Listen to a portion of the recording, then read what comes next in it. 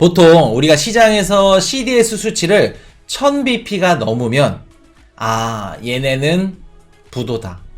부도 상태다. 라고 평가를 합니다. 5년 만기가 975bp였어요. 이것마저도 높은데 1년 만기는 3700bp 그리고 5년 만기는 1366bp 1000bp 넘으면 얘네 부도야. 부도 상태를 평가를 합니다. 시장에서.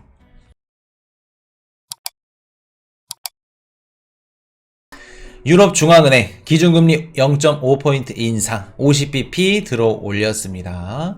올렸어요. 유로존 은행들 회복력 있어. 22 석달째 빅스텝 6회 연속 인상 행진. 자, ECB에서 50bp를 올렸습니다. 한 6개월, 7개월, 6개월까지는 아니다. 한 3개월 정도 ECB에서 기준금리 들어올린 이 수치가 정말 중요한 오늘. 자, ECB에서 50bp를 올렸다는 건 어떤 얘기일까? 한 가지 말씀 드려볼까요? 정규방송 보시는 분들은 코인 이슈가 겁을 줘서 다 손절하고 매도해라 라고 받아들였죠. 멤버십 방송에서는 어떨까?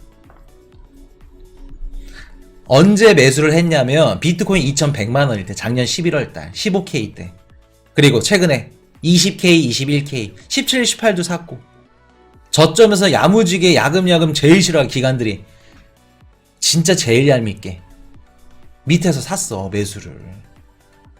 근데 뭐 겁을 하고 뭐 던지란 소리도 없고 손절 없습니다. 코인 이슈 채널은. 왜 손절을 해? 코인 투자하면서 제일 무식한 게 손절하는 거지. 20에서 50bp를 했다는 건 얘네들이랑 궤가 같은 애들이 있어. 금리 정책이든 아니면 뭐 이런 경제 정책이든 얘네들과 한 통속이야. 방향성이 같아. 누가 있을까? 연준이 있을 수 있겠죠. 미국의 중앙은행이 될 수 있겠죠. 22에서 50bp 금리를 올린다는 건 연준도 그러하다 라는 의미로 보시면 됩니다. 만약에 22에서 금리를 동결했어. 그러면 연준에서도 미국에서도 야, 우리 금리도 한번 생각해 봐야겠는데, 한번 좀 생각해보고 좀 내리는 것도 생각해 봐야겠는데 라는 생각이 드실 거예요. 그렇기 때문에 이런 부분들 보시면 23일날 금리 인상 아무리 못해도 연준은 25bp 하겠구나, 그렇게 보시면 되고, 저는 코슈님 만나기 전 회원들님 아시죠? 100% 알트였다가 코슈님 만나서 비트 주었고 비트만 지금 수익이 30%입니다. 뭐 30%는 다 기본이지, 회원분들. 자, 회원 아닌 분은 댓글 달지 말라는 거잖아요. 다셔도 좋습니다. 뭐 회원들이라고 뭐 댓글 달고 아예, 근데 저희가 실시간 방송에 아예 회원들 아니면 댓글이 안 달렸었어. 왜냐면 좀 진짜 좋으신 분들도 많은데 막 쓰잘데기 하시는 분들이 많아서 댓글 달지 말라자 그런 말 없어요. 자, 기준금리 0.5포인트 인상했다는 건 연준도 그렇게 간다. 0.5포인트까지는 아니지만 금리를 인상하는 이 기조를 유지를 할 가능성이 굉장히 높다라는 말씀. 얘네들이 유럽의 뭐 크레디트 스위스가 이제 이미 나왔지만 유럽 은행 크레디트 스위스가 무너진 게 크게 받아들이지 않는다, 크게 생각하지 않는다 라는 얘기가 또 같습니다. 우리는 금리 올릴 거다. 진짜 만약 크레디트 스위스가 위험하고 막 신용 리스크, 금융 리스크 이런 것들이 심하게 커졌다 그러면 금리 50bp 못 올려요. 아무리 못해도 25bp 올리던가 아니면 동결하던가 그렇게 가야지 못 올립니다. 자, 세계 17위 대형 은행 CS도 밑에 유로로 퍼진 판상 공포. 크레디트 스위스는 우리 이전에 배우셨죠? 왜 문제가 됐고, 작년에 사우디 국립은행 SMB였나 하여튼 얘네들이, 사우디 국립은행 얘네들이 일대 주주로 오면서 수요를 해줬죠. 급한데 이제 불을 꺼줬습니다. 근데 얘네들이 다시 불을 지폈죠. 이번에 크레디트 스위스에서 어떤 얘기가 나왔냐면, 사우디 국립은행 얘네들이 1대 주주인데 얘네들이 뭐 자금을 지원해주겠다 뭐 해주겠다 이렇게 누가 물어봤는데 안 해주겠다 라는 얘기를 했죠. 그러면서 크레디트 스위스가 주가가 폭락이 나왔습니다. 근데 얘네들 은행이 작은 은행들이 아니라 실리콘밸리가 미국의 17인가요? 16인가요? 근데 얘네는 전 세계야. 전 세계 17위. 크레디트 스위스가. 결코 작은 은행이 아닙니다. 근데 얘네들이 이제 무너진다, 뭐 한다, 이렇게 나오면서 주가가 폭락되니까 스위스 중앙은행에서 긴급하게 들어갔죠. 500억 스위스 프랑. 우리나라 원화로 한 70조 원. 너네들이 돈 필요하면 우리가 70조 원 지원해줄게. 라는 얘기를 한 겁니다. 그러면서 시장이 이렇게 상승을 한 건데, 이것도 일화가 있어. 웃겨. 크레디트 스위스 대표가 뭐라 그랬냐면, 우리 괜찮습니다. 주가 막 폭락해도 우리 돈 많아요. 걱정하지 마세요. 뱅크론 예금 빼지 마세요. 괜찮습니다. 돈 뭐 우리 많은데 뭐가 필요합니까? 계속 그렇게 해오다가 스위스 중앙은행에서 500억 스위스 프랑 우리가 해줄게. 그랬더니 뭐라 그래요? 바로 차입하겠다고. 바로 차입하겠다고. 긴급했다는 겁니다. 자, 그래서 지금 요것도 일단락 스위스 중앙은행에서 70조 원가량 지원해줄게 필요하면 그 얘기 나오면서 다시 한번 또 반등이 나왔죠.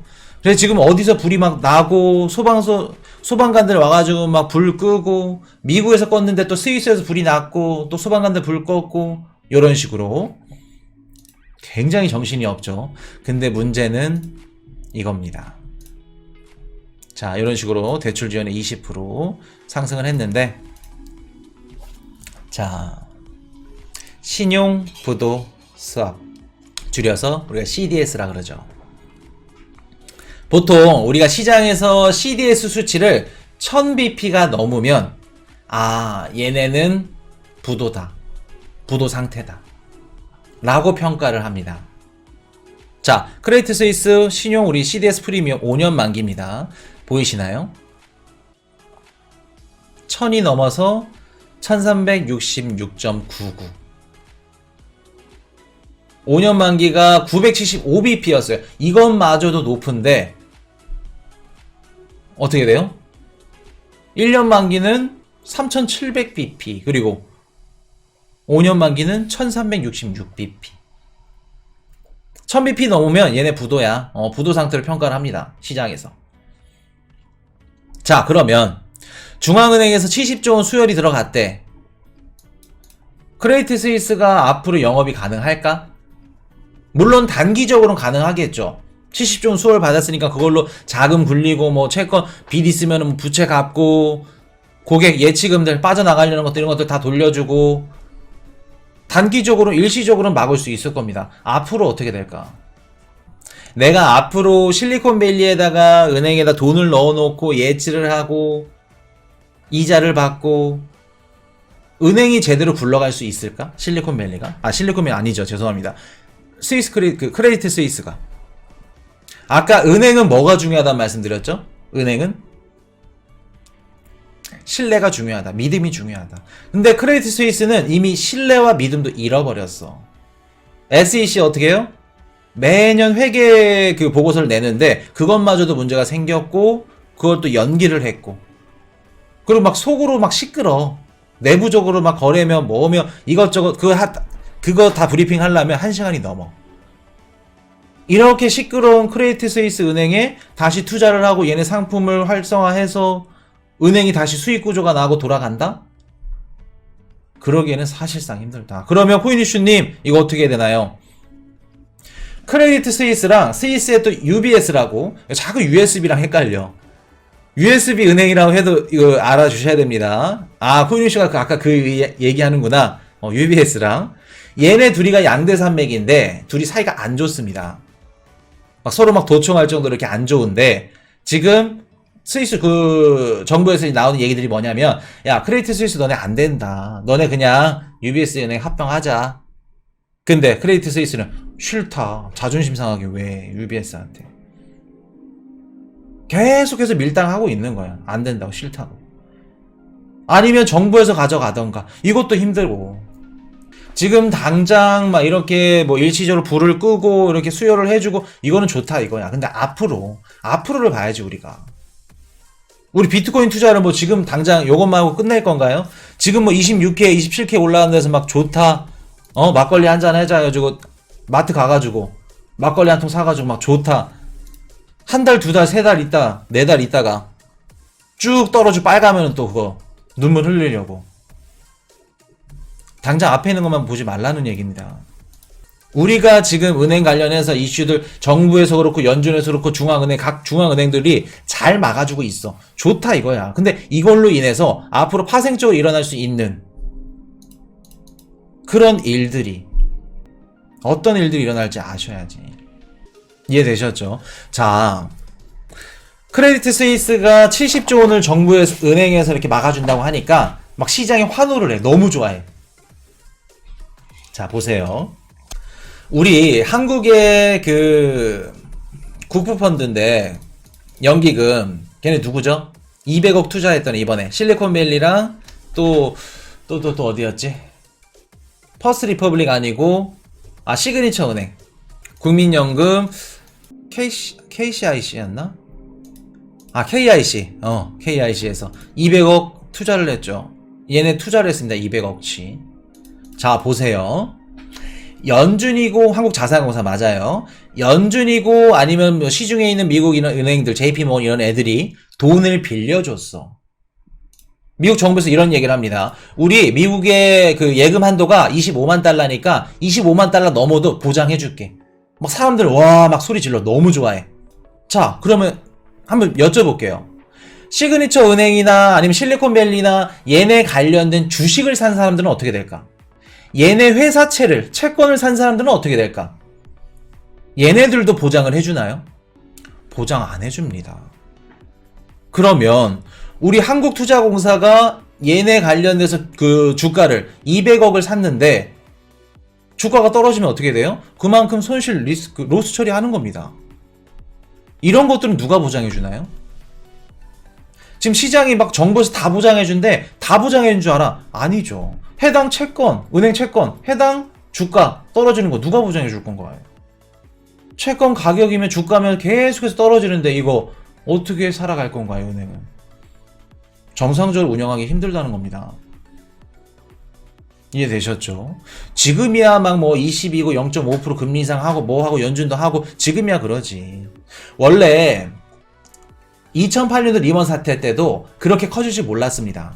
터지기 전에 전조현상이 있었어요. 똑같이 조그마한 은행들이 막 무너지고 메릴린치며 뭐며 이런 애들 막 무너지고 하면서 마지막에 리먼 브라더스가 파산이 난 겁니다.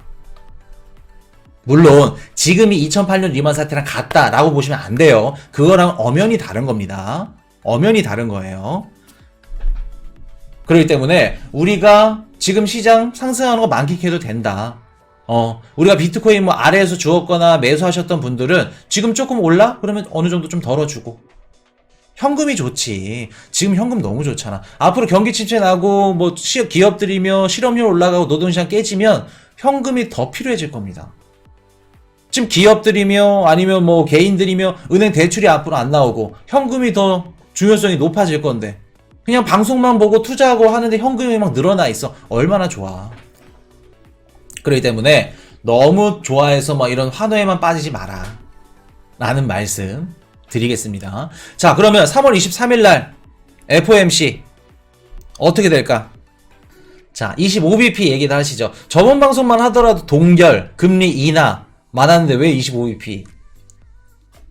코인 이슈도 25bp 생각합니다. 이번에 ECB 50bp 인상으로 인해서 조금 더 확실해졌다. 25bp. 연준도 금리 인상 갈 것 같다. 0.1%로 50bp. 50bp는 가능성이 없어 보여요. 개인적인 생각으로는. 가능성이 있다 그러면 동결 아니면 25bp.